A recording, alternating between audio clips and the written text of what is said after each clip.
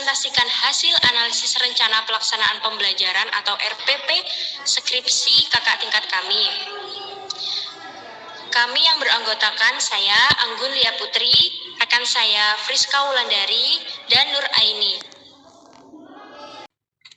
Tujuan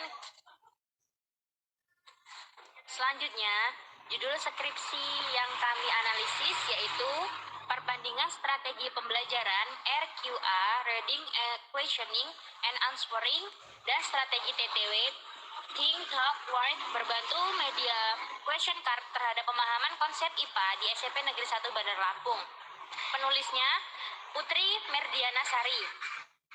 Tujuan kami menganalisis RPP kakak tingkat kami yaitu yang pertama, untuk memahami desain pembelajaran. Selanjutnya, untuk mengetahui landasan psikologi desain pembelajaran pada RPP kakak tingkat tersebut. Yang ketiga, untuk mengidentifikasikan kebutuhan pembelajaran pada RPP tersebut. Yang keempat, untuk menganalisis pembelajaran pada RPP tersebut. Yang kelima, untuk menganalisis karakteristik peserta didik pada RPP tersebut. Yang keenam, untuk merumuskan tujuan pembelajaran pada RPP tersebut.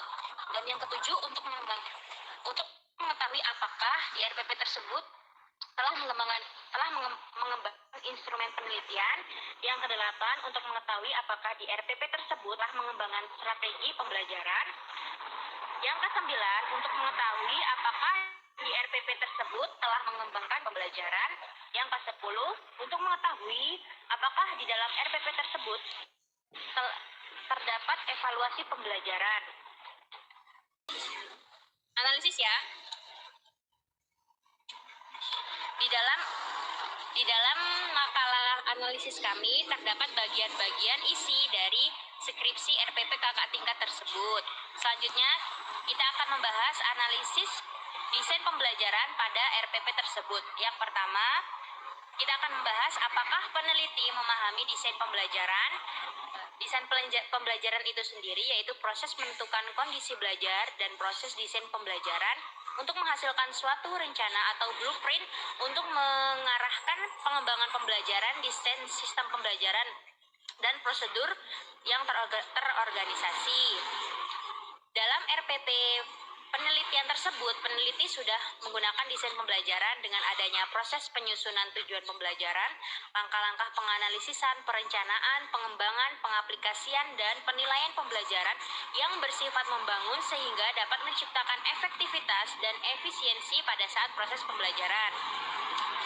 Yang poin kedua, apakah peneliti memahami landasan psikologi desain pembelajaran? Dalam poin pemahaman psikologi desain pembelajaran berupa teori-teori pembelajaran, dalam RPP penelitian tersebut, peneliti menggunakan teori pembelajaran konstruktivisme. Adapun langkah-langkah teori pembelajaran konstruktivisme pada RPP tersebut, yang pertama persepsi di mana guru memberikan pengetahuan awal sebagai wujud mengajak peserta didik belajar dan membangun motivasi belajar. Selanjutnya eksplorasi, melibatkan peserta didik untuk mengkonstruksi ide yang membawa peserta didik untuk menentukan pengetahuan. Yang ketiga, diskusi. Peserta didik melakukan penjelasan dan pemberian solusi berdasarkan pengamatan serta hasil dan konstruk pengetahuan yang dimilikinya. Yang keempat, pengembangan. Pada proses ini, pendidikan memberikan pertanyaan yang mengacu untuk peserta didik dapat mengkonstruksi pengetahuan dan konsep yang baru.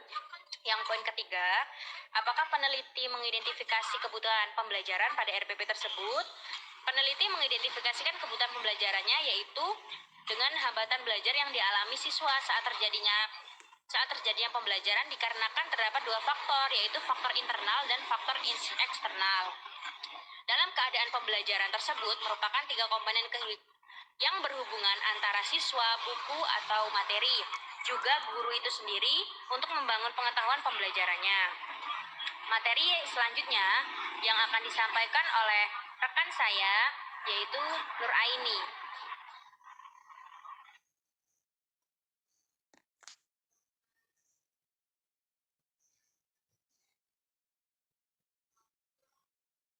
Baik, di sini saya akan melanjutkan materi selanjutnya yaitu poin keempat, apakah peneliti menganalisis pembelajaran?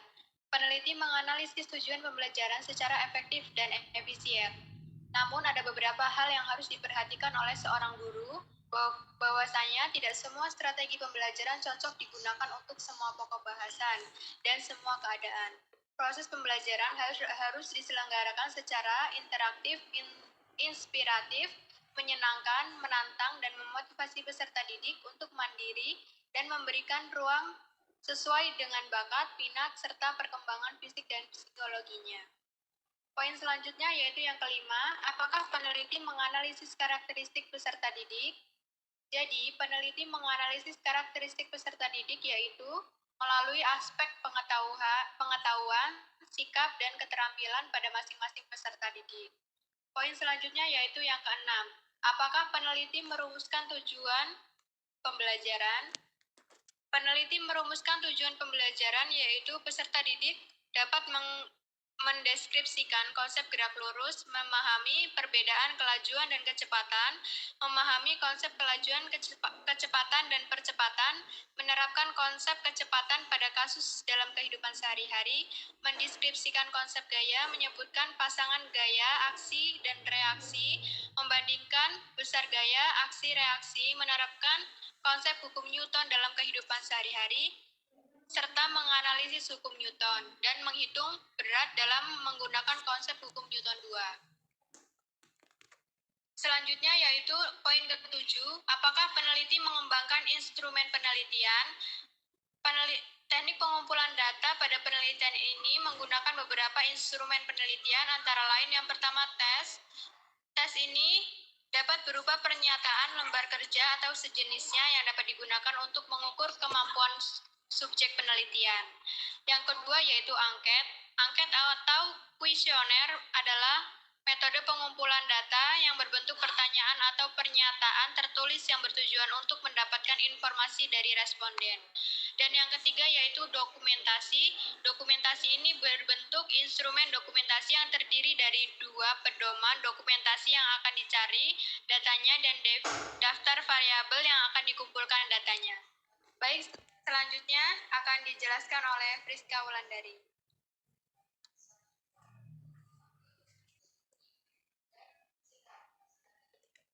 Selanjutnya poin ke-8, apakah peneliti mengembangkan strategi pembelajaran?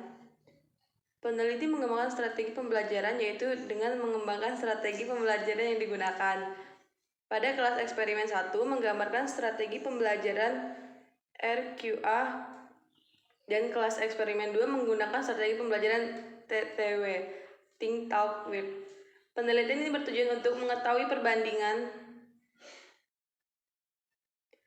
dari penggunaan kedua strategi tersebut terhadap aspek pemahaman konsep IPA pada materi gerak dan gaya. Selanjutnya poin ke-9. Apakah peneliti mengembangkan bahan pembelajaran? Bahan ajar yang digunakan oleh peneliti yaitu berupa modul berdasarkan hambatan belajar siswa pada materi elastisitas benda dan hukum Hooke pada kelas 10 memperoleh persentase skor kevalidan dari penilaian valid asli materi sebesar 95,83% dengan kriteria sangat valid. Kemudian dari ahli media memperoleh persentase skor 82,96% dengan kriteria sangat valid. Selanjutnya poin 10, apakah peneliti mengevaluasi pembelajaran? Penelitian ini merupakan penelitian eksperimen yang membandingkan pembelajaran dengan dua strategi yang berbeda. Sampel dipilih secara acak atau random. Kemudian didapatkan kelas eksperimen dan kelas eksperimen dengan masing-masing berisi 30 peserta didik sehingga jumlah sampel keseluruhannya adalah 60 peserta didik kelas 9. Lampiran skripsi RPP kakak tingkat kami yang kami analisis.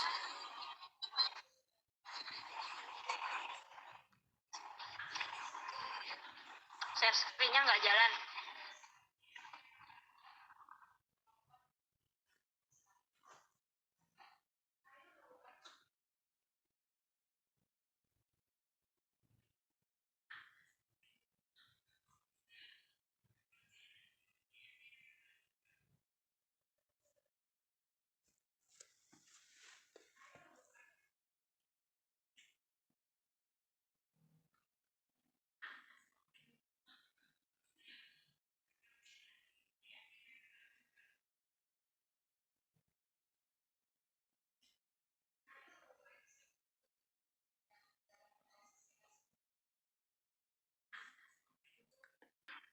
sekian hasil presentasi dari kami.